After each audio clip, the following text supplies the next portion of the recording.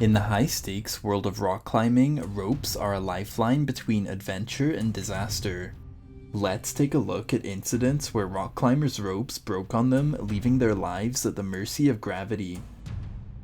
John Harland, a 30-year-old American alpinist and US Air Force pilot, was making his way up the Eiger North Face, located in the Swiss Alps, on the 22nd of March, 1966. The Eiger's North Face is an almost 2-kilometer giant of rock and ice, almost vertical.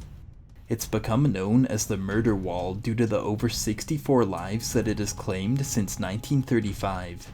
John had made the first American ascent of the Heckmare route on the Eiger North Face and had set his sights on making it up a more direct route with climbers Leighton Core, Dougal Haston, and Chris Bonington.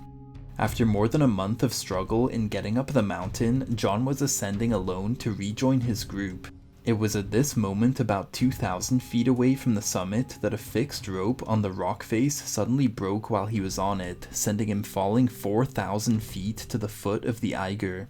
Shockingly, it would likely take over 20 seconds to fall from this height. Unfortunately, John did not survive the fall. 3 days later, his fellow climbers made it to the summit by the groundbreaking direct route, naming it the John Harland route in his honor.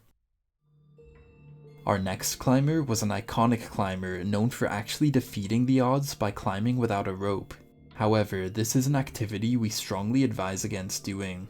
On November 23, 1998, Dan Osman was performing a controlled freefall jump from the Leaning Tower, a 2,500-foot rock formation in Yosemite National Park. All of a sudden, while he was falling, the main jump rope he was using snapped, sending him hurtling towards the ground to his death. It was concluded that the main rope, which was made up of several ropes tied together, crossed and caught on itself at a knot during the fall, causing the rope to cut itself. The rope had also been exposed to rain and snow for more than a month before the fatal jump, but there's doubt over whether that contributed to the rope failure. Dan is remembered as an incredible spirit in the world of climbing. The next incident was actually caught on camera. The video shows Italian climber Michele Camminati climbing the Elder Statesman route in Kerber, England. Michele had climbed the route before, and it's known for having a particularly scary arête, which is a sharp edge of rock. At the moment Michele was dynoing through the crux of the climb, he lost his grip and began falling.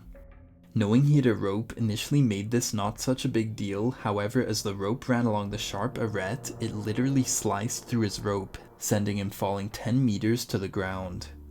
Miraculously, Michele only walked away with a broken wrist and heel. 10 meters may not sound like much compared to some of the other falls on this list, but this height is within the range for falls to be fatal a lot of the time. Next, we have David Pinegar, a 33-year-old rock climber from California who was climbing on April 18, 2011 near Saddle Rock at Joshua Tree National Park, east of Los Angeles. David had been described as an excellent rock climber with years of experience, going for adventure wherever he went. David had been climbing a route called A Walk on the Wild Side with his friend. The route is located along a spiny ridge with a 600-foot vertical face. David's partner had just rappelled to the ground, and David was still making his way down when his rope suddenly snapped. He fell 150 feet to the ground to his death, marking the first death in the park since 2009 at that time. Our hearts go out to David's family and friends. In October 2006, a 47-year-old world-renowned rock climber, Todd Skinner, had spent 2 weeks with his climbing partner Jim Hewitt in Yosemite Valley, practicing for the free ascent of a route on the Leaning Tower, the same rock face where Dan Osman passed away. Todd was stood on the Leaning Tower, exhausted from climbing all day. He and Jim had just discussed their plans for the next day before Todd began rappelling down from a ledge midway up the 2,000-foot face. Moments later, his nylon belay loop, a crucial part of his harness, broke, sending him plummeting over 500 feet to his death. Todd's passing shocked the climbing community as he was known for his meticulous safety measures and indomitable spirit. He left behind a legacy of over 300 first ascents across 26 countries, inspiring countless climbers with his skill, courage, and unforgettable stories. Our thoughts are with Todd's family and friends to this day. In June 2011, 34-year-old rock climber Clint Westbrook had gone out climbing in the Mugara Peaks National Park in Australia. Clint loved to live life to the fullest, and climbing was one of his favorite activities to do so, taking risks here and there. The trip to the national park that day was on a Thursday, and he had told friends he would be back by that coming weekend. When Clint didn't return, his family became concerned, but his friends told family and police that Clint had done similar things many times before, so a full-scale search wasn't launched until the following Tuesday when he still hadn't shown up. Clint's van was found in a parking lot, and soon after, Clint himself was found by searchers at the bottom of the northwest cliff of Mount Greville. It would turn out that likely while Clint was attempting to install anchor points for his rope while rappelling down the cliff face, his rope broke and he was sent falling down 30 meters to the base of the cliff. He died doing what he loved, and our hearts again go out to Clint's family and friends.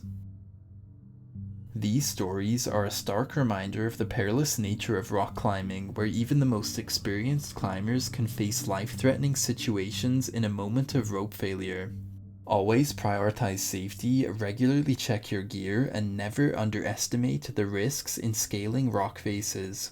It's important to honor the lives lost here and to learn from their experiences where possible. That's it for today, and I'll see you on the next one.